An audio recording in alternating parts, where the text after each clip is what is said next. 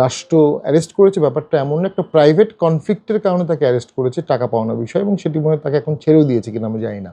Trade ট্রিটি বা বন্দি বিনিময় চুক্তি আমার জানা মতে দুবাইয়ের সাথে বাংলাদেশের নাই। যদি না থেকে থাকে দুবাই ফেরত দিতে বাধ্য না, অথবা দুবাই যদি ফেরত দিতে চেয়েও থাকে তখন যে কোনো আসামি দুবাই আদালতে মামলা করতে পারে যে আমাকে তুমি আমার দেশে ফেরত দিচ্ছ, কিন্তু আমার দেশে আমি ন্যায় বিচার পাবো না, আমার দেশে আমি পলিটিক্যালি পারসিকিউটেড হব, আমি মবের শিকার হব, ভিকটিম হব। সেই ক্ষেত্রে ইন্টারন্যাশনাল হিউম্যান রাইটস ল বলছে তাকে রিপ্যাট্রিয়েট করা যাবে না।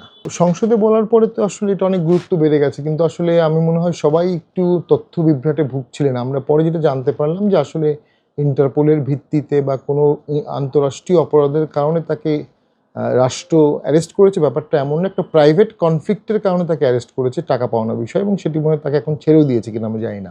মিনিস্টার বিশ্বকাপে দেশ কাঁপানো অফার। বিশ্বকাপের উন্মাদনা উপভোগ করুন মিনিস্টার টিভিতে। 55 ইঞ্চি অ্যান্ড্রয়েড টিভি মাত্র 55,000 টাকায়, সাথে জার্সি ফ্রি।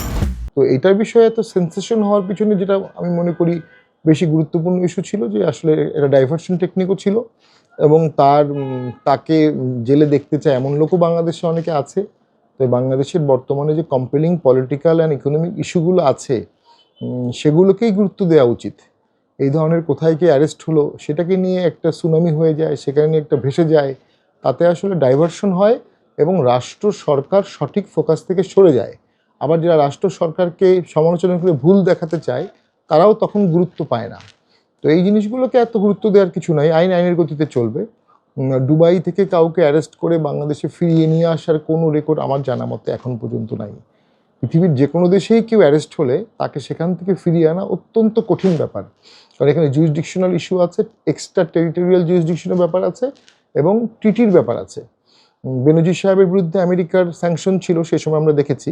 সেটা একটা বার্তা সেই সময় আমেরিকা অনেক আগেই দিয়ে দিয়েছিল যে তারা সেই সময়ের আওয়ামী লীগ এবং তাদের কিছু লোকের উপরে খুবই রুষ্ট ছিল।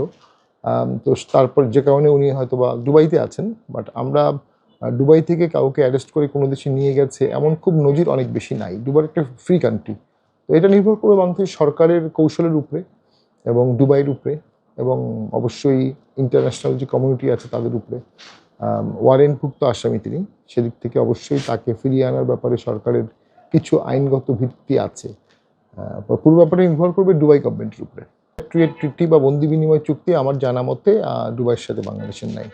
যদি না থেকে থাকে দুবাই ফেরত দিতে বাধ্য না, অথবা দুবাই যদি ফেরত দিতে চেয়েও থাকে তখন যে কোনো আসামি দুবাই আদালতে মামলা করতে পারে যে আমাকে তুমি আমার দেশে ফেরত দিচ্ছ, কিন্তু আমার দেশে আমি ন্যায় বিচার পাবো না, আমার দেশে আমি পলিটিক্যালি পারসিকিউটেড হব, আমি মবের শিকার হব, ভিকটিম হব।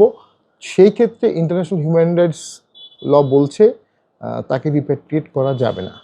তো রিপ্যাট্রিয়েশন অসম্ভব জটিল একটা বিষয়, এবং ইউনুস গভর্নমেন্ট ছিলেন প্রায় 18-19 মাস, এরপরে আরও 5 মাস হয়ে গেছে। এই 22 মাসে কিন্তু পৃথিবীর কোনো দেশ থেকে আওয়ামী লীগের একজনকেও রিপ্যাট্রিয়েট করা হয়নি, করতে পারেনি। সেই সরকারও পারেনি, এই সরকারও পারেনি, এটা বাস্তবতা। আমরা পরবর্তীতে জানতে পারলাম যে ওনার পার্সোনাল কিছু কনফ্লিক্টের কারণে উনি আটক হয়েছিলেন। এটা আসলে অ্যারেস্টও হয়েছে কিনা আমরা জানি না, উনি সাময়িক আটক হয়েছিলেন।